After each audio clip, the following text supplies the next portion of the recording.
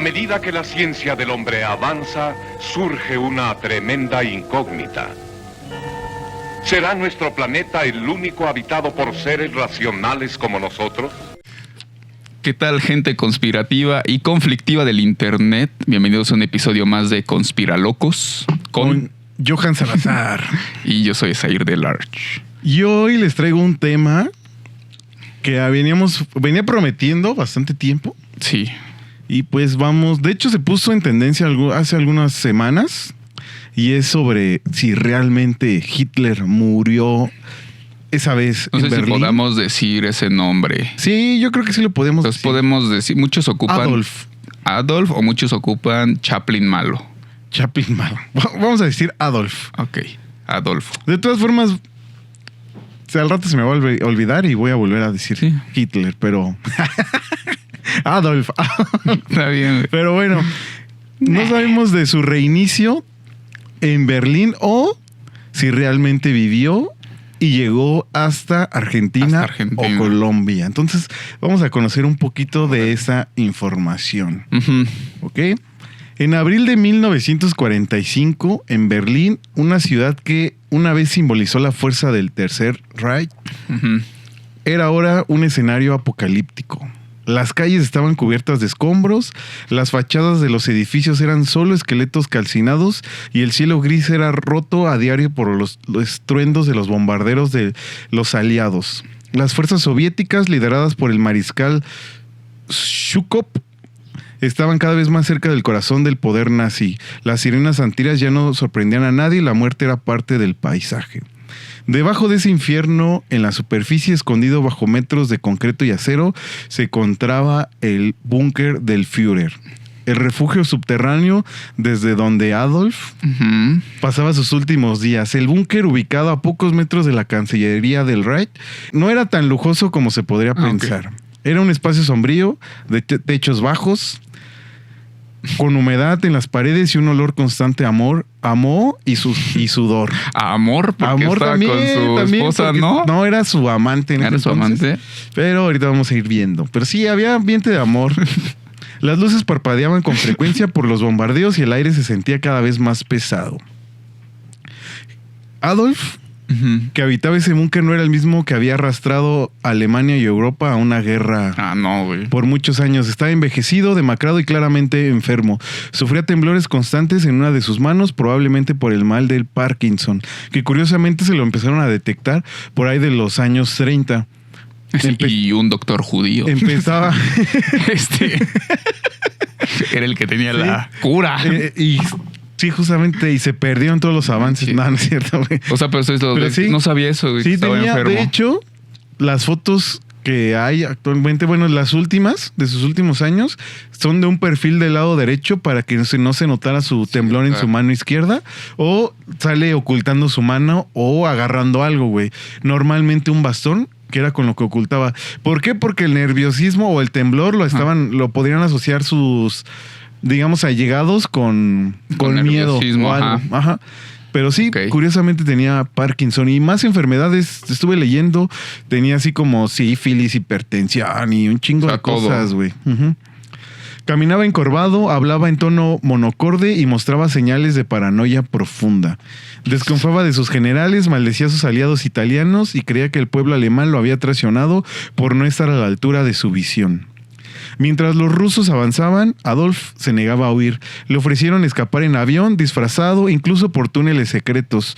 Pero él repetía, no abandonaré Berlín, prefiero la muerte.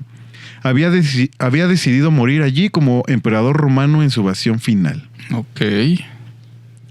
Ahora vamos a ver un poquito de los últimos días de este personaje de la historia. Uh-huh. El 20 de abril... Hitler cumplió 56 años.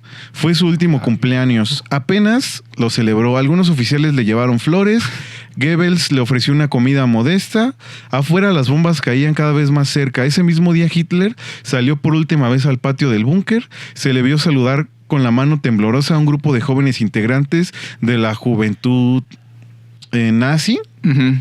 O la juventud hitleriana que combatía en las calles como último recurso desesperado del Sí, ya como nazismo. Tu última defensa, ¿no? Sí, correcto. Ahí, ¿qué fue lo que pasó? Pues el ejército estaba prácticamente masacrado, ya los tenían rodeados por todos los flancos, tanto Ya los poco a rusos poco como los aliados. seguían avanzando hacia Berlín. Y pues ya, a la última fue empezar a reclutar niños y ancianos para la última defensa del Ajá, gobierno. de lo que quedara. Y entonces salió esa tarde del 20 de abril, salió de su búnker y pues les entregó la cruz de hierro a estos jóvenes. Ujú. Y pues digo, van a estar viendo la foto, la voy a describir un poquito para nuestros escuchas de Spotify. Sale Hitler literalmente con niños que no creo que tengan más de 15 años. Y pues lo están saludando directamente. Es la última foto. Y te digo, es un perfil del lado derecho. Se oculta en la mano izquierda. Ujú. Pero pues ya, esa es la última ¿Y foto. por qué te Es enchuecas que está tú así, mismo? es que está así, amigo. Así sale en la foto. Ok. Aquí la van a estar viendo. Y los de Spotify, pues más imagínense que se enchueca. Que se enchueca un poquito. Ujú. Pese a todo, Hitler seguía soñando y esperando un milagro, y muchos de sus colaboradores aún consideraban que el genio militar del Führer podía salvarles y romper el cerco soviético sobre la capital del Tercer Reich. El 22 de abril, Hitler todavía cursó órdenes a los generales que hacían frente al avance enemigo para romper desesperadamente el asedio. Sin embargo, el nazismo o el reino de los 1000 años ya estaba prácticamente derrotado. En esos mismos días todavía alcanzó a salir y estuvo, y ya son las últimas fotos que hay de Hitler vivo, Ujú. bueno, vivo entre comillas de ese periodo, Ajá. porque salió a ver los edificios cómo estaban de devastados. Entonces las fotos que hay es él viendo los escombros ya de los edificios bombardeados alemanes. Eso es lo último que ya se tiene. De La imágenes de él. foto saludando a los jóvenes y estas dos que están viendo los daños que hay. Y ya, eso es lo último que se tiene. En los días siguientes, su círculo íntimo, Eva Braun, Goebbels y su esposa Magda, Martin Bormann y algunos ayudantes y secretarios lo acompañaron en un ambiente de tensión y resignación. Comenzaron a destruir documentos, a despedirse entre sí y a preparar la logística del final. Pues no se Sí, iban no, a pues ya no entregar, te queda nada. Eva Braun se mantiene firme. Eva Braun sería su amante Ujú. de Adolf en esos años. O sea, ¿no estaba casado o estaba casado y aparte tuvo un amante? No tuvo su amante. Nunca se casó. Que yo sepa, sí, pero este era su Ok. otro Ya, ya, ya. matrimonio. Pero lo pondremos aquí en un banner confirmando si estaba casado o no. Que yo sepa, sí. Aunque había tenido la oportunidad de huir, Eva Braun decidió quedarse. En su diario había escrito: prefiero morir junto a él que vivir sin él. Compartía una pequeña habitación, a ratos escuchaban música, tomaban vino y fingían normalidad, pero las paredes del búnker sabían la verdad, el final era inminente. O sea, todavía dentro del encierro, dentro del búnker, Ujú. intentaban ellos tener una vida normal, ¿no? normal. Como que fingir que no pasaba nada, Pero pues no puedes, güey. pero pues afuera Por los más están que- bombardeando, güey. O sea, no. Sí, güey. No. La mañana del 30 de abril, o sea, el Día del Niño, amaneció pesada, como si incluso el aire supiera lo que iba a suceder. Adolf se levantó temprano, desayunó en silencio y conversó brevemente con sus colaboradores. Ordenó que se trajeran bidones de gasolina al jardín de la Cancillería. Dio instrucciones precisas. Nadie debía permitir que su cuerpo cayera en manos soviéticas. Temía el escarnio, el juicio, el espectáculo. No quería convertirse en trofeo. Alrededor de las 3:30 p.m., Adolf y Eva Braun se encerraron en su habitación privada. Afuera, en el estrecho pasillo del búnker, esperaban su asistente Heinz y el guardaespaldas Otto Gunschek. Minutos después, un fuerte olor a almendra amarga. El signo inequívoco del cianuro Ok. inundó el ambiente. Luego un disparo seco rompió el silencio. Cuando entraron vieron a Eva Braun sentada en el sofá, elegante y tranquila, muerta por el veneno. Hitler estaba desplomado en el suelo con un disparo en la sien, sostenía un revólver, su bigote seguía allí. Los cuerpos fueron envueltos en mantas, llevados al jardín bajo el fuego enemigo, colocados en una fosa improvisada y rociados con gasolina. Las llamas consumieron lo que quedaba del dictador más temido del siglo O sea, XX. nunca se encontró un cuerpo. Nunca se encontró O un sea, les dijeron o cómo supieron como de este. cuerpo. es. Ahí vamos. Pero básicamente, ¿qué sucedió? Ok, güey, eso tampoco lo Pues sabía. ya, güey, vieron el final inminente y él dijo, la neta no me voy a entregar vivo. Y no voy a entregar mi cuerpo Ajá. a que me exhiban como aquí está. Que a lo mejor me empalen o algo, ¿no? Sí, güey, pues te embalsamen y te dejen como exhibido por el resto de la historia como Así el criminal. está Lenin, ¿no? ¿O estaba? Creo que Lenin sí está como, así como en Los Simpsons, se ve así como en... Sí, está la tumba de Lenin. Ahí como, y creo que la puedes ir a ver o antes, no sé. Pero sí, como algo así justo. De hecho, también tienen el miembro de Rasputín. Ajá, ese sí. O sea, como ese tipo de cosas, güey, de exhibiciones, güey. Sí. Era lo que quería evitar. Entonces, ¿saben qué? Pues ya nos cargó. Me voy a ir con dignidad. Su esposa se casa en ese mismo día. O sea, ahora horas antes se casa con Emma Brown. Y ya después, pues, ella se toma la píldora de cianuro. Y él se da el balazo. Se da el tiro. Esa misma noche, la radio soviética anunció la caída de Berlín. Días después, Goebbels y su esposa Magda envenenaron a sus 6 hijos y se suicidaron también en el búnker. El círculo del poder nazi se autodestruyó junto con su líder. Alemania se rindió incondicionalmente el 8 de mayo de 1945. ¿Vale? Esa es la historia que conocemos. Okay. La versión soviética de los hechos fue confusa desde el inicio. Aunque el Ejército Rojo fue el primero en llegar al búnker, los informes se contradecían. El general Zhukov declaró ante la prensa que no habían encontrado a Hitler. Stalin mismo, en reuniones privadas con Truman y Churchill, sugirió que Hitler podría haber escapado probablemente hacia España o América del Sur. La desinformación fue intencionada. Moscú tenía interés en mantener viva la posibilidad de un Hitler fugitivo para sembrar temor entre los aliados y justificar su expansión en Europa Oriental. Además, los supuestos restos de Hitler nunca fueron exhibidos públicamente. Y aquí es importante recordar que una vez finaliza la Segunda Guerra Mundial o Alemania se rinde, inicia la Guerra Fría. O sea, se hace súper hermético entre las dos naciones más importantes. En automático empieza la Guerra Fría. O sea, el final de la Segunda Guerra Mundial es el inicio de la Guerra Fría. Entonces, luego empezaron a ver todos por sus intereses. ¿Qué intereses? Desde riquezas, botines de guerra, llámese tecnología, llámese científicos, que muchos se repartieron, ¿no? Sí. Muchos se fueron a Estados Unidos y muchos se fueron a Rusia justamente. Entonces, y de ahí empieza la carrera militar hacia la carrera lunar. Ajá. Y todo eso. Einstein, ¿no? Por eso llega al gabacho. Sí, de hecho, hasta donde tengo conocimiento, como que Rusia tenía más conocimiento sobre cohetes que Estados Unidos, pero gracias a que se llevó a muchos científicos alemanes fue que Estados Unidos pudo entrar bien de lleno a la carrera. Pudo dar batalla porque si no, ni al caso. Entonces, desde aquí ya empiezas a ver intereses de estas naciones, en donde si bien son criminales de guerra y de lesa humanidad, por su bien común de su nación, empezaron a sopesar esos crímenes, ¿no? Y desde ahí, te digo, empieza el... Ok, eres criminal, pues te ven secuestrado, pero ya trabajas para mí. Ajá. Toda esa... O sea, te perdonamos la vida, pero tu castigo va a ser chambearle acá, ¿no? Correcto, güey. Pero pues son ya intereses que velan por cada país. Por cada país. Además, los supuestos restos de Hitler nunca fueron exhibidos públicamente. Los informes de inteligencia occidentales empezaron a llenarse de avistamientos sospechosos, desde testigos en Dinamarca que aseguraban haberlo visto abordando un avión, hasta pescadores gallegos que contaban que un misterioso submarino emergiendo en la costa. La atmósfera de la posguerra era propicia para creer cualquier posibilidad. La destrucción masiva, la fragmentación de la información y el deseo de encontrar un cierre real alimentaron los rumores. ¿Podría un hombre como Hitler, experto en la manipulación y en el engaño, haber planeado su escape? Te pregunto, amigo, ¿crees que haya tenido un salvoconducto? Pues es que, güey, yo creo que, o sea, por su misma idea de él mismo, de la grandeza que él se veía, yo creo que sí fue como de, ¿sabes qué? Igual y luego puedo retomar todo esto. O sea, si me pierden, la Alemania pierde a su mejor líder, entonces vamos a resguardarnos, nos volvemos a aglomerar, pero pues igual y nunca resultó. Y también está la parte de...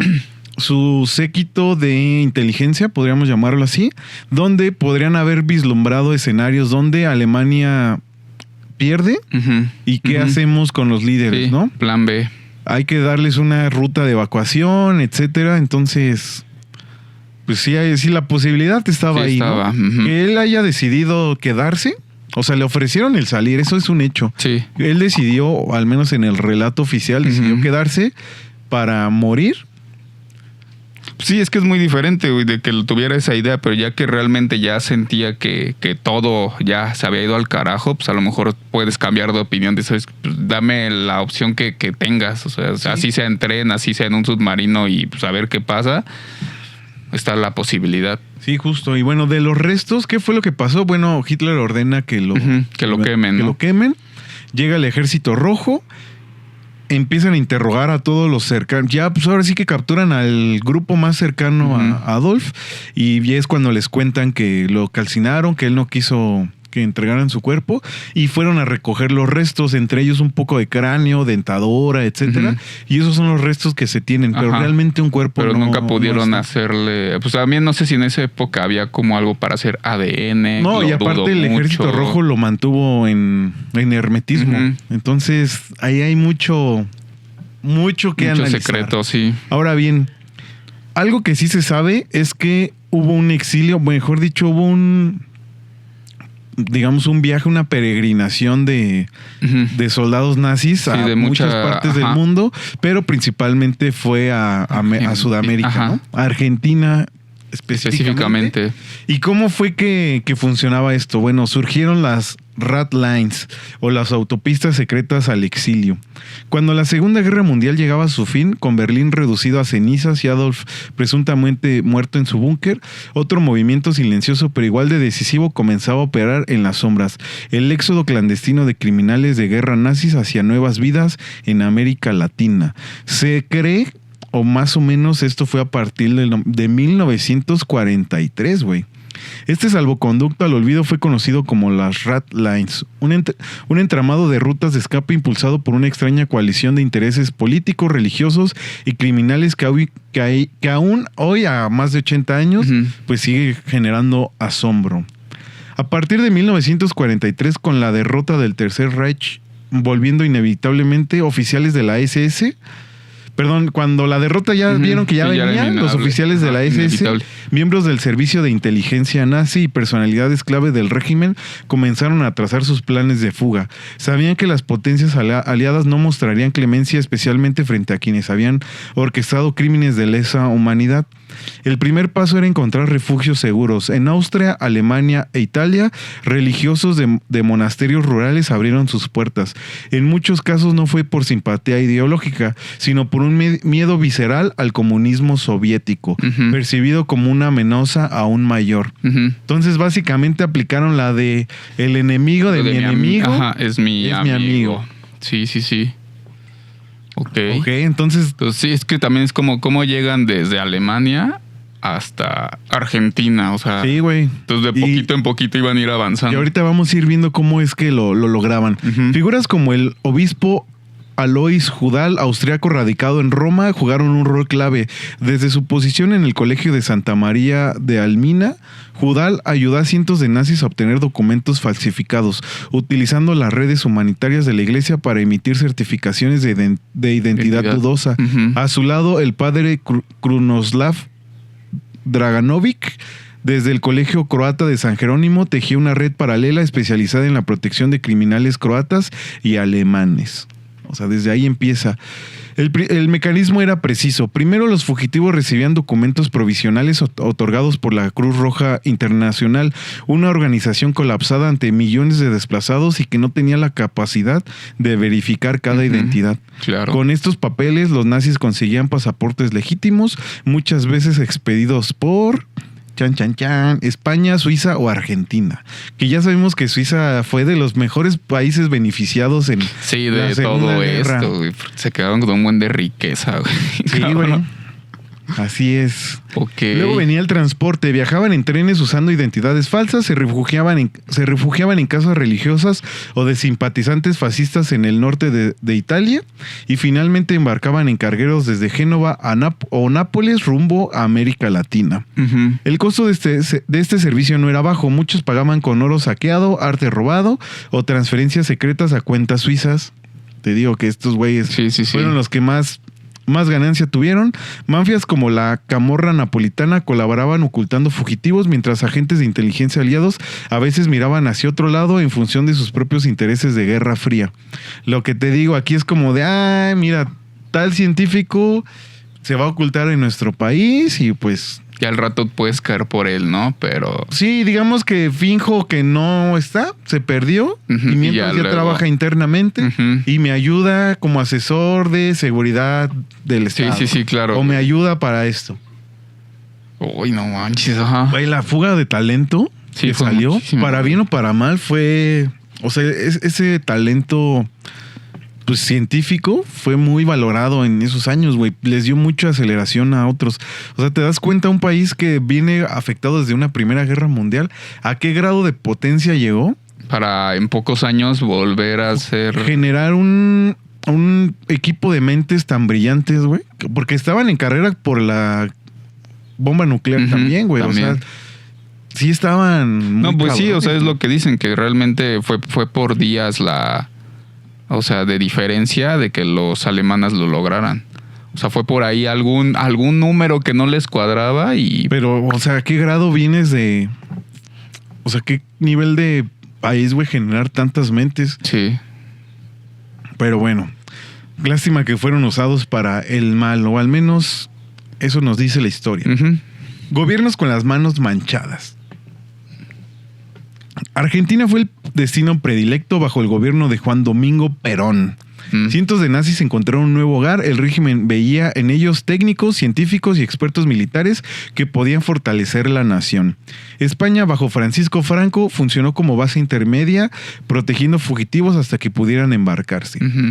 Incluso sectores de la Iglesia Católica, especialmente aquellos que veían el comunismo como el nuevo anticristo, facilitaron la operación de las Red Lines, justificándolo como una misión humanitaria.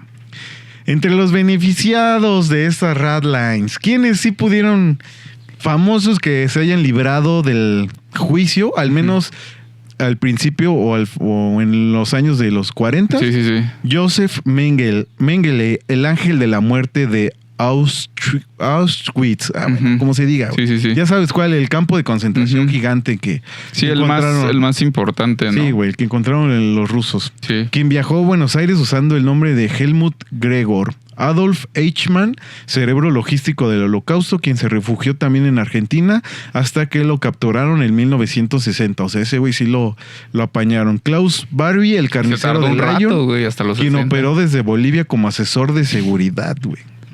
Así, De así, Bolivia, papá. güey.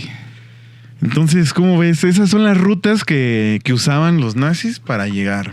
Ya estaban establecidas, Ujú. generadas Sí, sí, sí, y ya todo- pensadas mínimo 2 años antes del final de la guerra, güey. Y ya tenían esas alianzas, como dicen, salir de Italia o de España. Muchos alemanes pro-nazis vivían en diferentes partes del mundo, güey.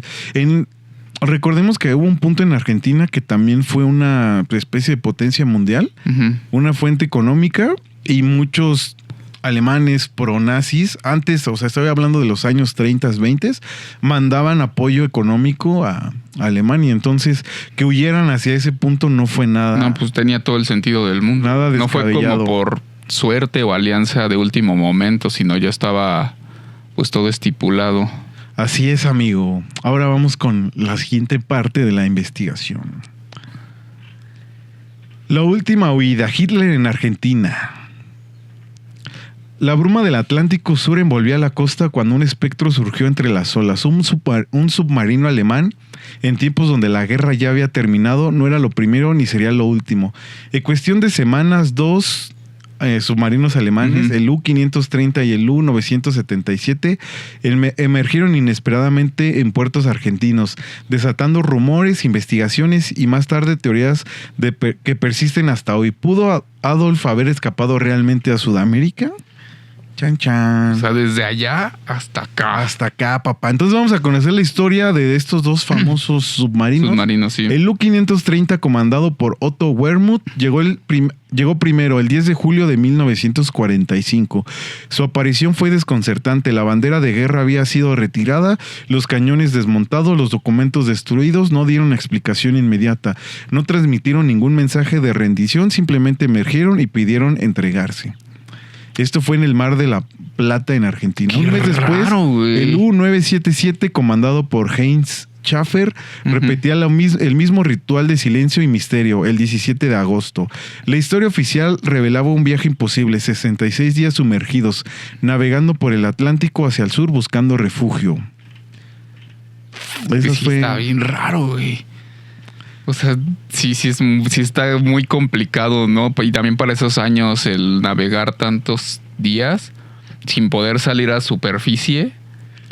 Porque ¿sí? Pues si salían, pon tú, o sea, sales por las costas de ahí de México, pero pues estás bien cerca de territorio estadounidense, pues cualquier cosa por ahí te ven, entonces sí te la tenías que aventar. Y hay oculto, como que avistamientos que pasaron a otros puntos de Sudamérica a bajar cajas, güey. O sea, que fueron entregando... Como abastecer de algo, güey. Sí, más bien, sí, como a deshacerse. Riquezas, ponle joyas, dinero, personas, gente importante. O sea, estos funcionaron como transporte, el último transporte como que tenían. Combis. Sí, aquí porque en mayo se hizo la rendición y se entregó todo. O sea, también ¿cómo es lo que te digo? Qué extraño, güey. O sea, llegas y pues ya en vez como de decir, pues me oculto, es como de... Sí. Ya llegué, pero me rindes como, pues no me cuadra. Pues eso pasó. La versión oficial tanto de Wermuth como Schaffer, los líderes de estos submarinos, fue simple. Huimos por miedo. Queríamos evitar los campos de prisioneros soviéticos. Obviamente. Pero las inconsistencias no dejaron de surgir. No explicaron con detalle su ruta exacta. No pudieron justificar la destrucción apresurada de documentos y equipo. En ambos casos, algunos tripulantes dieron declaraciones contradictorias bajo interrogatorio. En paralelo, en los meses posteriores a la llegada de los submarinos, Argentina experimentó un misterioso flujo de inmigrantes alemanes. Muchos de ellos llegaron con identidades falsas, enormes sumas de dinero y conexiones políticas. Se construyeron colonias alemanas en lugares remotos como Villa General Belgrano, Bariloche y zonas rurales Neuquén. Las autoridades argentinas de entonces, bajo el gobierno de Perón, negaron sistemáticamente, categóricamente, ese carnal también, cualquier relación con jerarcas nazis fugitivos. Sin embargo, registros posteriores revelaron colaboraciones discretas, otorgamiento de pasaportes falsos y protección política a varios criminales de guerra alemanes. La llegada de los submarinos, las rutas de escape ya establecidas, los informes de inteligencia y las colonias alemanas floreciendo en lugares remotos crearon un escenario perfecto para que esta leyenda se gestara. ¿Fue Hitler parte de esa migración? ¿O simplemente el eco de un mito nacido de la mezcla de miedo, trauma y conspiraciones de posguerra? ¿Qué crees, amigo? ¿Crees que haya podido tener esa... La posibilidad? Pues puede ser, güey. No lo veo. No tenemos cuerpo. O sea, no lo veo como, o sea, literal una teoría de conspiración así que sea loquísima, porque sabemos de toda la capacidad que tenían de logística, tecnología, riquezas, bla, bla, bla, lo que tenía esa Alemania, güey.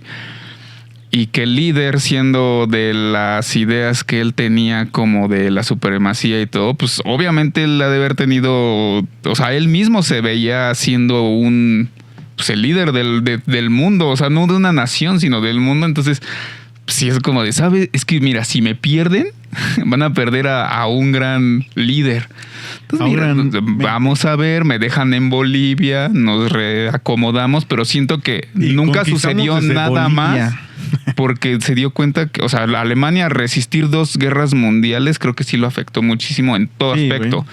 Entonces yo creo que no esperaba que Alemania tardara tanto en volver a generar una economía, generar un ejército, todo, que se dio cuenta que a final de cuentas las principales potencias, o sea, Alemania quedó totalmente desplazada y ya su plan fue como de... Pues mira, podemos aquí cosechar, vivir lo que nos queda. De ya, ¿para qué nos preocupamos? Y aunque esté viviendo al lado de morenitos y africanos que odio. Son comunidades aisladas, güey. O sea, no es como también que esté entre la gente de a pie, sino fueron lugares remotos. ¿Cómo se llaman esos? Donde hicieron su villa alemana, digámoslo así. O sea, no es como que hubiera ahí de otras nacionalidades, a pesar que es otro país que hicieron su propio... Su comunidad. Como los estos que venden... Amish. Ajá. ¿Qué te algo así, güey. Los que venden queso. Y así. Bueno. o los mismos... también los gitanos, ándale, que entre ellos mismos... Traen su propia comunidad. Son parte de un país... La historia de los gitanos también está bien rara, güey. Pero pues no es como que cualquier persona puede entrar a ese círculo, ¿no? Sí. Pues vamos a continuar con el relato, amigo. Pensé que ya había acabado muy bien. todavía le falta un poquito más a la historia. Ok. Grey Wolf, la vida secreta. En los rincones más silenciosos de la historia, donde la niebla de la duda se niega a disiparse, emerge una crónica que desafía el relato oficial. La vida secreta de Adolf Hitler en la Patagonia Argentina. Según el libro Grey Wolf de El escape de Adolfo Hitler, escrito por Simon Dunstan y Gerard Williams, el Führer no murió en el sofocante búnker de Berlín, sino que escapó junto con Eva Braun hacia un nuevo exilio en tierras tan lejanas y desoladas que el mundo mismo olvidaría buscarlos allí.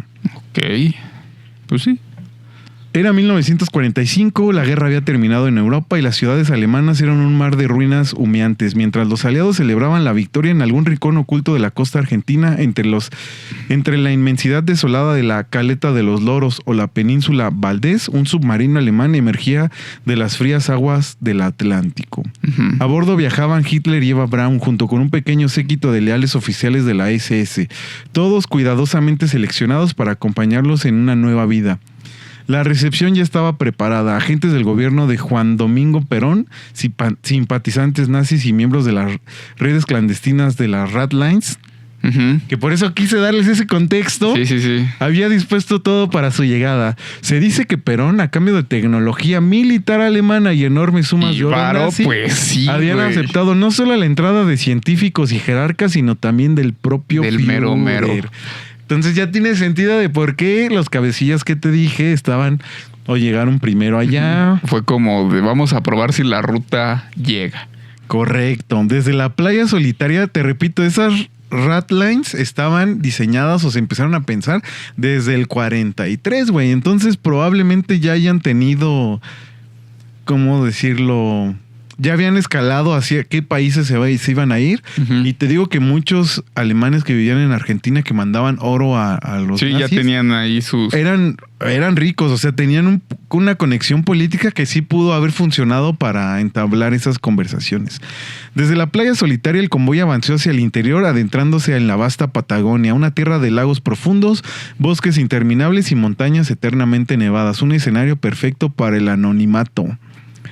En una finca remota ubicada cerca de San Carlos de Bariloche, un enclave montañoso donde ya existían comunidades de alemanes, Hitler y Eva se establecieron bajo identidades falsas. La propiedad, según testimonios recogidos por Dunstan y Williams, los autores del libro, estaba rodeada por kilómetros de terreno agreste, inaccesible para curiosos. Y ahí vamos a... Bueno, ahorita les voy a describir cómo era este lugar. El conjunto edilicio Inalco fue construido en 1943, 2 años antes del fin de la guerra, por el reconocido arquitecto Alejandro Bustillo, diseñador entre otros del Hotel Yao Yao y el Hotel Provincia del Mar de Plata. Hay varios datos llamativos en torno a Inalco. Uh-huh. Su construcción demandó unos $4 millones actuales. Fue emplazado en un lugar alejado de difícil acceso y asombrosamente similar a Berghof, la casa de descanso de Hitler, que tenía en las zonas montañosas de Obersalzberg en los Alpes bávaros. Y bueno, ahorita les voy a poner una foto de cómo era la casa de descanso en los Alpes bávaros. Y cómo es esto, es casi idéntico. Que se construyó, güey. Oculta entre montañas y lagos, rodeadas de naturaleza salvaje y de difícil acceso, la estancia Inalco ha sido señalada como uno de los posibles refugios de Adolf tras su presunta fuga de Europa. Las condiciones del lugar y su diseño se ubican refuerzan las sospechas sobre un escondite refuerzan las sospechas sobre un escondite cuidadosamente planeado para el dictador alemán. En la época en la que se cree que Hitler había vivido allí, llegar a Inalco por tierra era casi imposible. Apenas existía una angosta huella de montaña y no había puente sobre el río Correntoso. El único acceso viable era por el lago Nahuel Huapi, utilizando embarcaciones o hidroaviones. Esta limitación natural habría ofrecido la ventaja de un control absoluto sobre entradas y salidas, aislando a los ocupantes de miradas indiscretas. Con más de 400 hectáreas de terreno y 5 kilómetros de costa sobre el lago, Inalco contaba en su época de esplendor con un chalet principal cuyo amplio salón y ventanas panorámicas ofrecían vistas privilegiadas al paisaje andino. La propiedad cerca de la frontera con Chile incluía también un pequeño hangar para hidroaviones y puestos de vigilancia. Camuflados en el terreno, signos inequívocos de la seguridad era una prioridad absoluta. Desde allí, Hitler habría llevado una vida austera y paranoica, protegido por antiguos oficiales de la SS, convertidos en administradores y vigilando de cerca por aliados locales. El dictador derrotado habría pasado sus días sumido en la nostalgia, alejado de la política internacional, pero aún obsesionado con su legado. Eva Braun, por otro lado, trató de adaptarse a la nueva existencia. Testimonios afirman que en la finca se celebraban pequeñas reuniones sociales donde algunos pocos visitantes eran instruidos en mantener la más absoluta discreción. Los autores del libro aseguran que en este refugio oculto, Eva Braun dio a luz a 2 hijas, producto de la unión con Hitler. De esas niñas poco se sabe, las identidades habrían sido cambiadas múltiples veces y sus rastros se diluyeron en las generaciones posteriores. Pero también no se supone que andaba bien enfermo Hitler. O sea, también ¿cuántos años pudo haber durado, güey? Bueno, sí vivió unos cuantos años más. Tampoco es que llegó a los... Porque es que también eso me quedé pensando, dije, ok... También, o sea, pudieron ser muchas cosas por los cuales a lo mejor, o sea, externas a él, ya no pudo volver a edificar su imperio. Pero también ahorita que estabas platicando dije, pero es que también ¿cuántos años pudo haber vivido? ¿5? ¿10 a lo mucho? Y viendo la situación que estaba viviendo Alemania y todo, pues obviamente la vida no le dio tiempo como para reestructurarse. Y si ya andaba malo, pues no es como que cada día se sintiera mejor, pues mira, sino al contrario. Se cree que murió en 1962, o sea, en esta teoría. En esta a los 73 años. Ah, no, pues todavía duró. Y todavía como 20, había viajado por varios países de Sudamérica. ¿Qué fue lo que lo hizo viajar de Argentina a otros países? Pues que cae la comida. No, el golpe militar que sufre Perón. Sí, y eso hace que pues todas sus alianzas empiezan a huir todos, güey.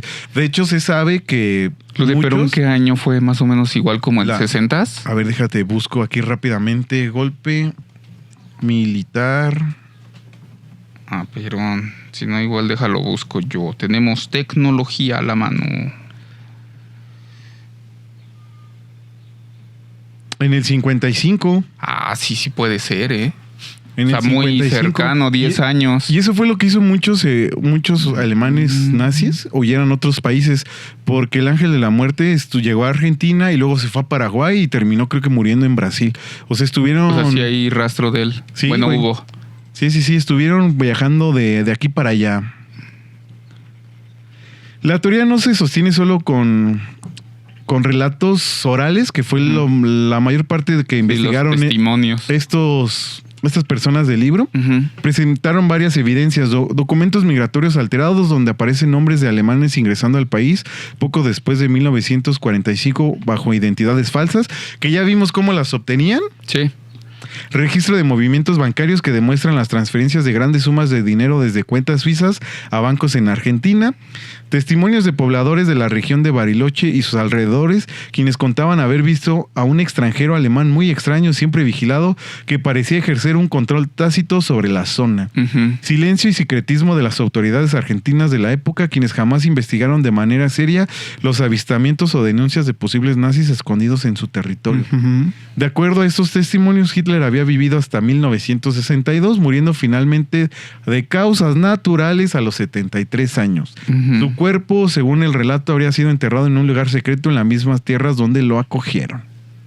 Pues que sí, me suena... O sea, me suena lógico. ¿Cómo ves, papá? ¿Cómo ves? Ahora ahí viene la más fuerte que hay, güey. No, todavía hay más, amigo. Vamos a hacer un buen episodio como los antiguos que hacíamos de una hora. Una hora, güey. Hitler en Colombia, güey. Ok, o sea, huyó a Colombia después de lo de... Tunja, Colombia. El golpe de estado. En el laberinto de teorías que desafían la versión oficial sobre la muerte de Adolf Hitler, hay una que resuena en los Andes colombianos. La posibilidad de que el dictador nazi no solo escapara de Alemania, sino que también hubiera vivido en Colombia bajo una identidad falsa, protegido por redes clandestinas, y sorprendentemente esta hipótesis no proviene solo de rumores o fantasías, sino también de documentos desclasificados de la CIA, papá. No manches. El 3 de octubre de 2017, entre miles de archivos secretos liberados por la CIA, emergió un documento que revivió viejas sospechas, clasificado como WKHCOP 116.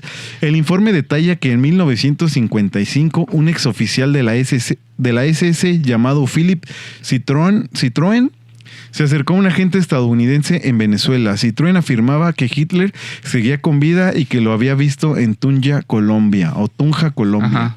Según su testimonio, el hombre que conoció se hacía llamar Adolf Stellmeyer y vivía protegido por una comunidad de ex-nazis. Citroën asegura que había incluso una fotografía reciente con este Stellmeyer, aunque en los documentos desclasificados solo queda una copia borrosa como prueba. El agente que recibió la información no la descartó de inmediato, le envió a Washington recomendando una investigación más profunda. Pues sí, imagínate. Tunja, la capital, Tunja, capital del departamento de Boyacá, era y sigue siendo una ciudad de ritmo pausado, rodeada por montañas, iglesias coloniales y viejas casonas. En los años 50 era un lugar perfecto para ocultarse, alejado de los focos internacionales, sin demasiada presencia militar estadounidense, con una comunidad europea dispersa que pasaba desapercibida entre la población local. ¿Cómo ves, amigo? O sea, sí hay un documento con hecho, su rostro de esos de hecho, años. Hay fotografías, güey. Sin bigote. Hay estos cuates del libro que te mencioné, del Grey Wolf, tienen varias series y en una son las fotografías posteriores güey. Y pues, digo, son como una fotografía te imaginarías, güey. No es clara, sí, pero sí borroso. Tiene un perfil muy parecido, güey. Sí, se parece. Sí, güey. Según la teoría, Hitler había vivido discretamente bajo su nueva identidad, posiblemente apoyado por antiguos aliados y protegido por la indiferencia o complicidad de algunos gobiernos de la región. La misma red clandestina que había facilitado la huida de otros jerarcas nazis a América Latina habría operado también en Colombia. Aunque el informe de la CIA demuestra que las agencias de inteligencia consideraron creíble la posibilidad de que Hitler estuviera vivo una década después de la guerra, nunca se produjo una investigación formal ni una confirmación oficial. La fotografía enviada, aunque referenciada, no permite identificar de manera concluyente al hombre retratado. Además, en su nota final, los agentes de la CIA admiten que no tenían cómo verificar la información proporcionada por Citroën, quien ya había abandonado Colombia rumbo a Venezuela cuando el informe fue escrito. A pesar de todo, el simple hecho de que una fuente considerada seria advirtiera la posible supervivencia de Hitler y su presencia en Colombia plantea preguntas incómodas. ¿Hasta qué punto los nazis escaparon verdaderamente a América Latina? ¿Cuánto sabían realmente los gobiernos de la región y los servicios de inteligencia estadounidenses? O sea, ¿fue complicidad o no? Ya hablamos que ya vimos el gobierno de Perón, ¿no? Le convenía tener tecnología. Sí, o sea, le convenía porque tener una alianza y posteriormente de cuando empiezan a huir, pues sí se puede refugiar mucho en eso, en que pues obviamente para todo el mundo y para gobiernos latinoamericanos, pues uno ya sabía que Adolfo ya había quedado. Entonces que te llegue un rumor o algo así, o que a lo mejor pues es como, hay un rumor, pero pues ahí con dinero que te medio te queda, lo silencias, es como, sí, pues quién sabe quién es ese señor. ¿Cuánto dinero no pudo haber traído, güey? Es que cuánta, o sea, no necesitaba también como traerlo en oro como tal, o sea, podían ser en pocas cosas, zafiros, o sea, cositas chiquitas. Transferencias, güey, de bancos de Suiza, que no iban a ser rastreadas, güey. No, como las Islas Caimán. Güey, ¿cómo ves? No manches, sí está bien loco, güey. Ahora, se tiene el conocimiento que en 2018 se hizo un análisis de los restos que tenía el ejército ruso, entre ellos la dentadura de Hitler, y pues se compara con radiografías de su dentadura que se hizo, tenían. Y según esto coinciden, güey. O sea, la versión oficial sigue diciendo que sí se suicidó, güey. Sin embargo, pues es que no imagínate que te das cuenta ya en estas épocas y es, güey, no es. Pero pues la historia ya está dicha hace 60 años. No es. La vas a reescribir por ¿a qué crees? Nos equivocamos. Y aparte ya se murió. Vamos a quedar con. No, y aparte, o sea, sí, toda la historia que tiene el gobierno ruso, el gobierno de Estados Unidos. No, o sea, güey, es como de. Y lo acorralamos y eliminamos a uno de los mayores. Algo. Personajes de la historia y dices, ¿qué crees que no era? Pues quedas como un imbécil, güey. Algo que se puede debatir, güey. Y es que normalmente la historia que conocemos es que Estados Unidos fue el gran vencedor de la guerra, güey. Pero realmente los que ganaron la guerra fueron los rusos, güey. O sea, ellos fueron la mano de obra. Sí, güey. Esos carnales fueron desde Rusia, se vinieron hasta Berlín. Y sitiaron Berlín, güey. Entonces, ellos, por ende, ellos son los que entran al búnker y tienen los restos también y todo, güey. Tenían un mayor número de ejército los rusos, güey. O sea, porque pues no tenían que viajar en el océano, o sea, lo que sea. Entonces, pues sí me queda Pero velo ahora en el contexto de la Guerra Fría, güey. Los estadounidenses no tuvieron la oportunidad y simplemente fue lo que los rusos le dijeron, güey, se suicidó, pero creemos que igual y sigue vivo, güey. Ellos podrían haber tenido una oportunidad de decir, no, güey, mira, Hitler sigue vivo y esos malditos rusos nos mintieron, güey. Y pudieran haber afectado la imagen. O sea, estamos en Guerra Fría, güey. Pudo haber sido abusado en contra, pero pues no fue así, güey. O sea, según esto, pues al final sí se confirmó que los restos sí eran... Porque se hizo como una prueba con restos de cráneo que tenían y como que primero no habían dado, güey. Como que no eran concluyentes. Y ya después en 2018 con la dentadura dijeron que sí, que siempre sí había sido. Pues quién sabe. Pero pues deja todo a la imaginación, güey. Pues sí. Algo que sí es real es que sí hubo exilio nazi. Es que, güey, hay muchas cosas que de lo que cuentas... O sea, ya investigando la historia que tú ya lo hiciste, o sea, que su casa de reposo fuera igual a donde estaban construyendo una. Obviamente alguien con dinero es como, no me voy a ir a cualquier posilga, carnal. Me tienes que hacer esto mismo. La persona que lo había... No, creo que no lo mencioné, pero la persona que lo construyó fue financiado con dinero nazi. O sea, quien dio el varo para que se construyera esa casa en Argentina... Era de la misma comunidad. Era como un prestanombres y pues utilizó dinero nazi para construirla, güey. O dinero de cuentas alemanas, güey. Ponle que a lo mejor no nazi. Sí, no, pero alguna ya estaba ese registro. Güey. Sí. Y es que aparte, o sea, independientemente, creo que siendo una persona tan conocida mundialmente, como tú dices, la foto que se ve en uno de los documentos, que dices, sí, se ve borrosa, pero tiene un cierto parecido. Sí, güey. O sea, me dijeras, es que no, nada que ver. Dices, órale, pero medio se parece, pues te deja ahí como de... Ay, no sé, güey. O sea, no es un Fede Lobo, güey, que se parece a medio México, güey. Que sale hasta en cubos de hielo, güey. Y así que dijeras, bueno, y esto fue en Colombia, pues no es como que dijeras, tenía la misma fisonomía de los colombianos, de los latinos. Sí, no, pues luego se veía diferente. Y aparte él, hasta donde yo tengo entendido, pues no era de la altura promedio europea, sino era más bajo. Entonces también eso te brinca. O sea, no sé, hay muchas cosas que pudo haber sido. Y apenas que sí huyó, de ponerse en tendencia justo todo esto porque... Pues otra vez lo de se desclasificó y las sospechas, si bien nunca se investigó, al menos por gobiernos estadounidenses, sea porque no querían hacerlo, porque sabían y no querían darse un balazo en la pata, digamos, alborotar el avispero, o simplemente pues les valió madre. Pero pues al menos hubo registros y de varios avistamientos de, oye, güey, creo que este carnal sigue vivo y anda por acá. O pues igual y pon tú que a lo mejor no haya sido él, pero pues era uno de los más toscotes, güey. Sí, porque tenía mucha vigilancia, mandó a construir pues algo muy parecido a cosas de allá. Un protagonista también importante. No todos fueron juzgados. Y otros se quebraron antes, pero... Pues así es la historia, amigos. Espero les haya gustado mucho.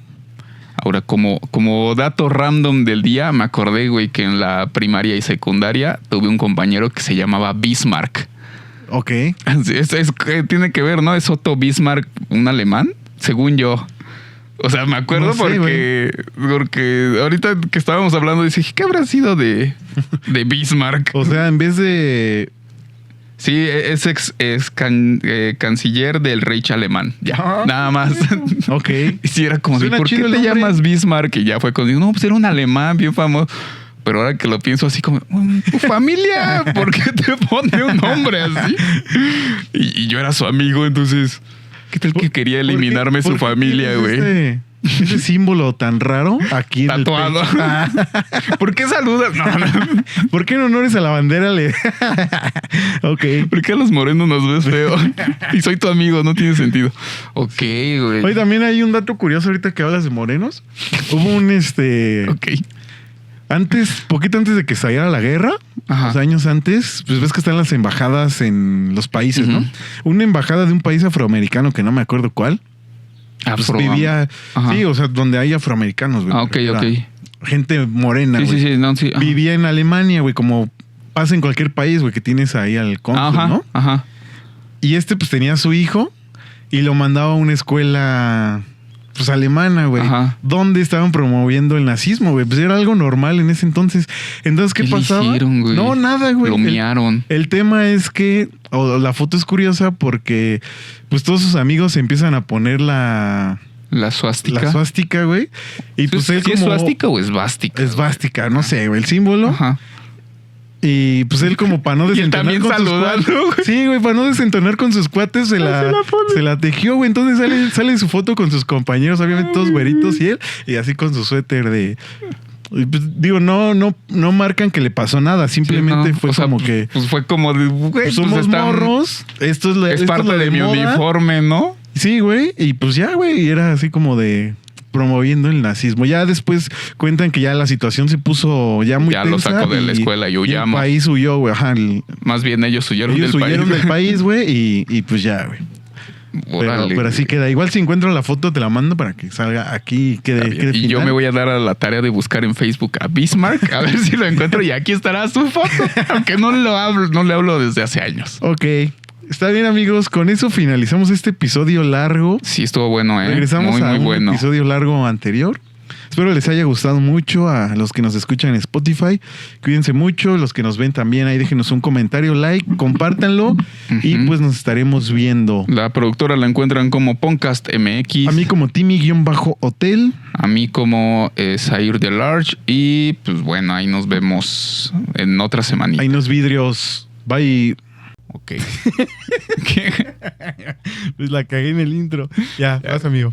Hace 1500 años todos sabían que la Tierra era el centro del universo. Hace 500 años todos sabían que la Tierra era plana. Hace 15 minutos tú sabías que solo había personas en este planeta. Imagina lo que sabrás mañana.